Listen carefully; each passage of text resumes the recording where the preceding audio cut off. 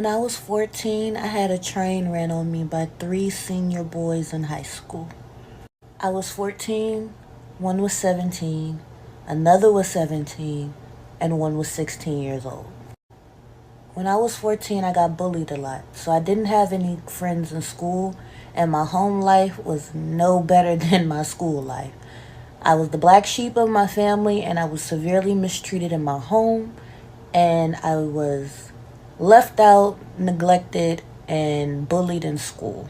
I walked to school every day by myself with my headphones in, listening to my music, and I walked home every day by myself. I never bothered anyone, I never talked to anyone. I was a very shy child.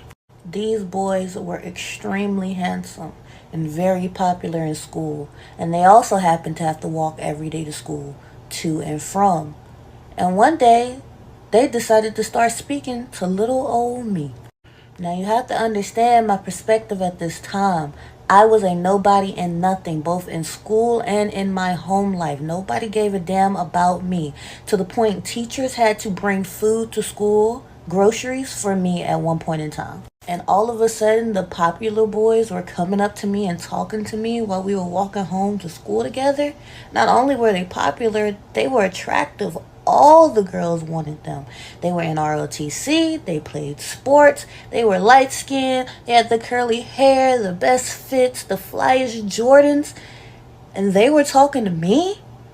With my raggedy clothes, with my hand-me-downs, with my hot waters, with my hair all over my head, with my funky armpits. I felt like I was dreaming. I couldn't believe it. Like, this could finally be my chance. I could finally have some friends. I could finally be part of the popular crowd. I could finally be in. Right? They told me that I was cool. That they wanted me to come over and play games with them. So that's what I did. One day I followed them home. I walked right down the street with them to their house, and I went inside to play Call of Duty with them. I remember their home was much different from my home life. Their mom was in the kitchen cooking. Their aunts were in there. They was all chit-chatting. They offered me a plate. Their brothers and cousins were all in the room playing together. I was so amazed. I felt so welcomed. I felt so at home. I thought to myself, I never want this feeling to stop. I don't want to go back home to where I was at and get cussed out, yelled, and abused. This is amazing. I got new friends and maybe even a new family too. We played Call of Duty until the sun went down, and then his mom told me I needed to go home. As I was going home, he told me, come back. I'll sneak you in so that we can play the game some more. When it started to get dark, I obviously had to head back home. But as I was getting ready to leave, he came up to me and said, come back tonight. I'll sneak you in so we can play more of the game. 14-year-old me, who wouldn't want to play more of the game with one of the most popular boys in school? Come on now. So that's what I did. I came back. And we played the game. And then he leaned over and he touched me. And he kissed me. And he told me I was pretty. In my mind, it was like someone blew my head off. The popular boy in school just told me I was pretty and kissed me and likes me. That's what he's telling me. He likes me. Fast forward and he's got my clothes off and we're doing the whoop-de-woo and I'm completely vulnerable. And as we're doing it and he turns me over and tells me to get on my hands and knees and arch my back, I hear the door crack open. I look up in shock, gasp, thinking his mom has called us and we're about to be in so much trouble, but nope. It's his brother. He never stopped stroking me as his brother walked in. I sat there in disbelief, my mind racing. Mind you, I hadn't even had sex really before this. You know, a couple of little playful things here and there, but this was really my first full time going all the way. So now I'm wondering what's going on. Why hasn't he stopped? Do I stop? Do I lay here? Do I tell him to stop? I don't really know. His brother walks in, he never stops stroking, and then he leans down and whispers in my ear, can my brother get a turn? I don't really know what to say. I don't know what to do. Do I say no? Do I say yes? I mean, I should say no, right? Can your brother get a turn? I don't even know your brother, but I finally have some friends. And their family's really nice to me. hate to mess this up. So him and his brother get a turn. But then the door cracks open again. And here comes his cousin. Ain't no fun unless we all get some, right? That's what they told to me. I'll spare you all the details of my sad sob story, but let's just say fast forward, everyone has their fun, I guess. And it's time for me to go home. And I'm confused and I'm ashamed. And I don't really have anybody I can talk to about it. I don't know what I just did, and I don't even know if I liked what I just did. Anyways, because I know this video is getting long and you guys probably don't want to hear all the details. Long story short, back then, I didn't realize that I was a victim. I didn't realize that that was a manipulation tactic. I didn't realize I was targeted. Back then, I was just ashamed. I felt like I had been a whore, a harlot. I felt disgusting. I felt like it was my fault. I felt like I should have moved smarter. And I also, in the same breath, felt like, finally, somebody loves me. Somebody wants me. Finally, I'm pretty enough. Finally, I'm good enough. And it was two confusing different feelings. And now that I'm older, I really understand what was going on. And I'm just making this video to spread awareness for the other girls that may have had the same thing happen to them or may have gone through similar things and were always too ashamed to bring it up or speak their truth. You were a victim. Hey, what is up with y'all? It's dark in here, but I don't feel like turning on the lights, so I'm gonna talk about this situation right here. So basically, a freshman when she was in high school. So she was a freshman in high school. So if you're not from America or you live in another country, 14 years old is freshman. That's basically you starting high school. So there's 4 years in high school in America. Other places like secondary school and all that stuff, but there's 4 years in high school, and the first year is freshman year, and the sophomore, junior, and then senior.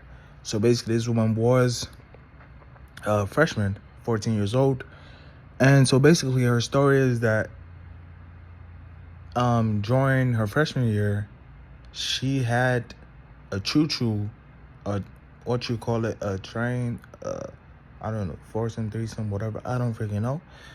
Use your imagination. I think there was 2 or 3 dudes.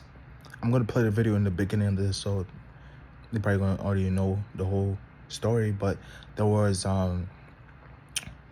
3 dudes, and they were in the age range. They were like basically juniors and mostly seniors, because let's be honest here, like we all went to high school. The 14-year-olds, the time I was a freshman, the time I was a freshman, freshmen were not trying to date other freshmen. Freshmen were trying to date juniors, seniors, and at the worst, a sophomore. They were not trying to date anybody that was a freshman in the same grade, because they thought, oh, I've known you for like 3 years, bro. You don't have no money, you broke, like, bro. You know, like you don't even have a car. We in the same grade, we have the same class, but like I know you broke. But what sparks up their curiosity is the junior and the senior. Oh, he has a car. He's 16. He's 17. He could drive. He probably got tattoos. He has a job. He's making a little bit of money.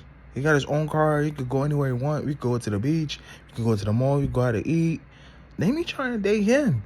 Let me try and put myself around him, so maybe he could, I don't know, pick me. Because this is how it works. Basically, this is how it works.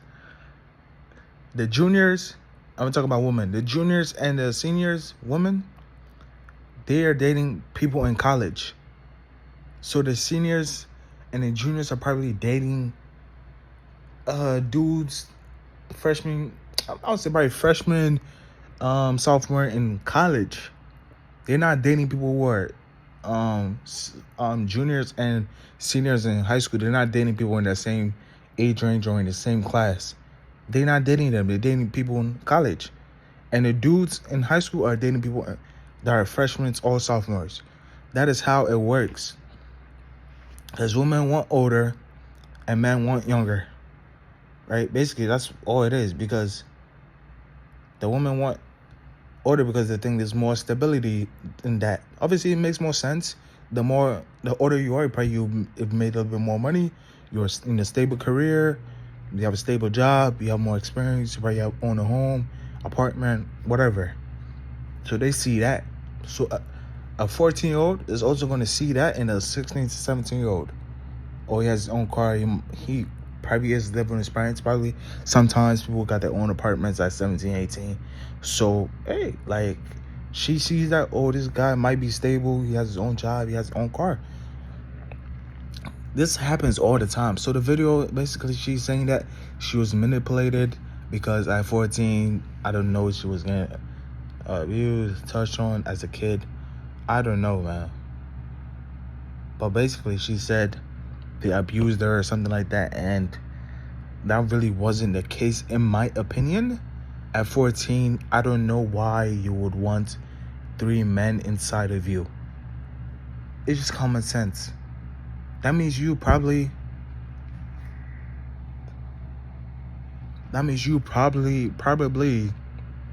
were turned out at a young age. You thought that type of freaky stuff was normal. And yeah, and they took advantage of you. Which is fair, because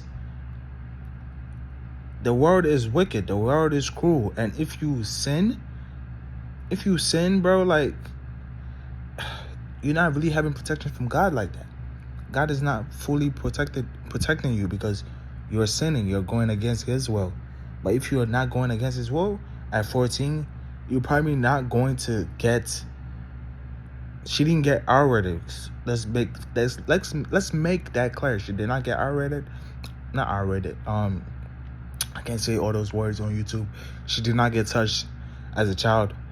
Not a child. Or she didn't get touched in that position.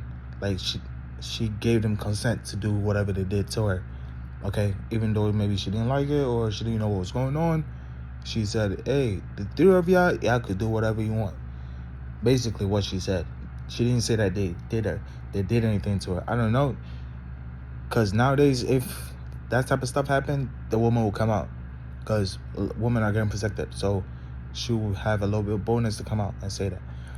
But she didn't say that. So basically, she just said, yeah, we did our thing. I was 14, they were 16, 17. And it is what it is. That's what happens when you decide to do things. Yeah, but I can't really say I blame her. But the thing is, I can't say I blame her because a lot of high schoolers are doing all that type of stuff anyways. It's pretty normal. It's pretty normal in high school, man. It's pretty normal in high school. It's juniors with 50 bodies by the time they exit out of high school. And that's like if you're in a big school or something like that. If you're not in a big school, it's a little bit harder. And I'm saying 50 bodies with the girls that are in that school.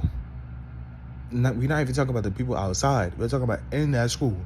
They got 30 to 40, 50 bodies just from that school alone. And the women know these men have these type of bodies because women gossip. So if he sleeps with one woman, the woman's probably going to tell her friend, and her friend is probably going to tell someone, and it's going to spread. And now the whole school's going to know that he slept with that girl.